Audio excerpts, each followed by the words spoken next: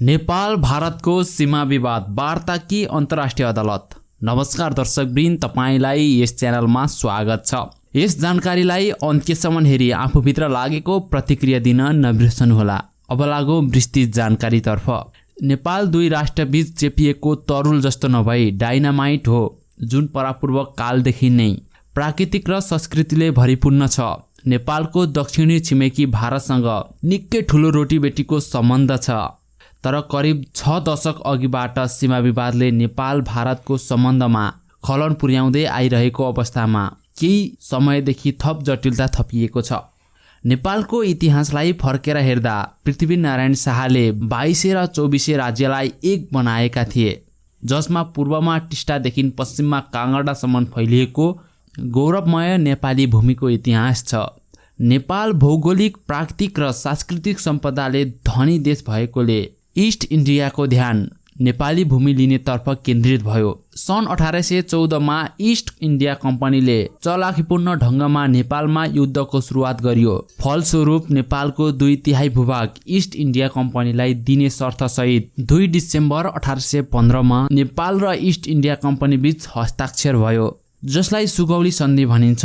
So सन्धिमा नेपालको तर्फबाट हस्ताक्षर गर्न राजगुरु गजराज मिश्र र चन्द्रशेखर उपाध्याय थिए भने ब्रिटिसका तर्फबाट लेफ्टिनेन्ट कर्नेल पेरिस ब्राइस थिए। उक्त सुगौली सन्धिबाट नेपाल र अंग्रेज युद्ध समाप्त भएको पनि मानिन्छ। सन् 1816 को सुगौली सन्धिको धारा 3 ले नेपाल र भारत बीचको सीमा निर्धारण गरिएको छ। नेपाल भारतको सिमाना 1880 किलोमिटर लामो जोडिएको छ, जसमध्ये लगभग 74 ठाउँमा भारतले अतिक्रमण गरेको छ, जसमध्ये कालापानी र लिम्पियाधुरामा मात्र 36,000 हेक्टर जमिन अतिक्रमण गर्दै आएको छ। कालापानी नेपालको दार्चुला जिल्लामा पर्छ। यो भौगोलिक दृष्टिकोणबाट हेर्दा नेपालको सुदूरपश्चिम सिमानासँग जोडिएको छ भने भारतको उत्तराखण्ड सिमानामा पर्दछ। यस क्षेत्रलाई युरोपसम्म व्यापार गर्न सकिने भूभाग पनि मानिन्छ। यो भूभागलाई मध्यनजर गरी भारतले एकतर्फी अतिक्रमण गर्दै सन् 1837 मा जेबी तसिन नामक भारतीय नापी प्राविधिकले हाते नक्सा बनाए। त्यति मात्र नभएर भारतीय नापी विभागले सन् 1877 मा दोस्रो नक्सा जारी गर्यो र सन् 1905 मा पनि भारतले एकतर्फी रूपमा दोस्रो नक्साको संशोधन गर्यो। भारतले अतिक्रमण गर्ने सिलसिलामा पछिल्लो समयमा लिम्पियाधुराबाट आउने महाकाली नदीलाई जोडेर पूर्वपट्टि लिपुलेखबाट आउने खोला कृत्रिम रूपमा बनाएको नदी महाकालीको स्रोत हो भन्ने दाबी गर्दै करिब 372-375 वर्ग किलोमिटर अतिक्रमण गरेको छ। इतिहास कालदेखि नै स्वतन्त्र नेपालीमाथि आँखा गाडिरहेको भारतले विक्रम सम्वत 2077 साल वैशाख 16 गते दार्चुलाको गुन्जी क्षेत्रमा सडक निर्माण गरेर उद्घाटन गरे लगत्तै सीमा विवादमा झनै जटिलता थपिएको छ। सीमा विवाद र यसको विकल्प, यसको बारेमा पनि हामी जानकारी लियौं। कालापानी, लिपुलेख र लिम्पियाधुरा विवादलाई अन्तर्राष्ट्रियकरण गर्ने कि नगर्ने र गर्न मिल्ने कि नमिल्ने भन्ने विषयमा जनचासो बढेको देखिन्छ।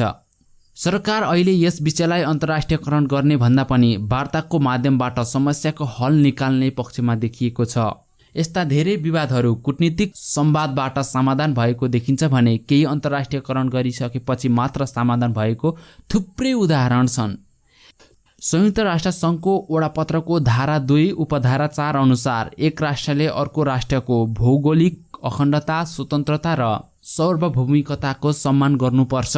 भारत पनि संयुक्त राष्ट्र संघको सदस्यता ग्रहण गरिसकेको राष्ट्र भएकाले छिमेकी मुलुक भारतले पटक पटक गर्दै आएको नेपाली भूमि अतिक्रमण सिधै अन्तर्राष्ट्रिय कानुन विपरीत भएको देखिन्छ। भारतले गरेको सीमा अतिक्रमणले नेपाली सार्वभौमिकता, भौतिक अखण्डता जस्तो संवेदनशील विषयमा ठूलो प्रश्न चिन्ह उठाएको छ। नेपाल र भारत बीच रहेको सुमधुर सम्बन्ध सीमा अतिक्रमणको कारणले चिसिने अवस्था निम्तिएको छ। राज्यको प्रमुख जिम्मेवारी भनेको आफ्नो राष्ट्रको भौगोलिक अखण्डता र सीमाको रक्षा गर्नु हो। त्यसैले यस्तो अवस्थामा नेपालीसित 3 विकल्पहरू छन्। नेपालको भूमि फिर्ता ल्याउने पहिलो विकल्प भनेको उच्च स्तरीय र सार्थक पहल हो, जसको पक्षमा हाल नेपाल सरकार, भारत सरकार, सीमाविद र अधिकांश विज्ञहरू देखिन्छन्। कुनै देश बीच केही विषयमा झगडा भएमा संलग्न पक्षले शान्तिपूर्ण ढङ्गले समस्याको समाधान गर्नुपर्छ भन्ने राष्ट्रसङ्घको वडापत्रको धारा 33 मा स्पष्ट व्यवस्था गरिएको छ।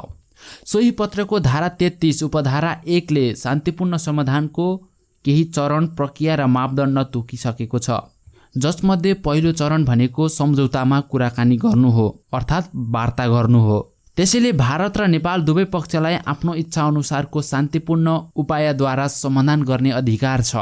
अब नेपालले हिमाल, पहाड, मधेस सबै एकमत र एकजुट भई तथ्यसहित भारतसँग वार्ता गर्नुपर्छ।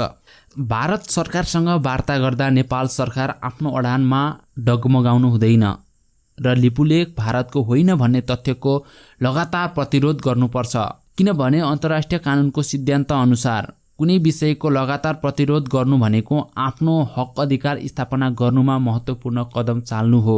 त्यसैले नेपालले अब प्रभावकारी र चलाखो भएर कूटनीतिक अपनाई आवश्यक प्रमाण र विज्ञहरूको व्यवस्था गरी परिणाममुखी वार्ता गर्नुपर्छ।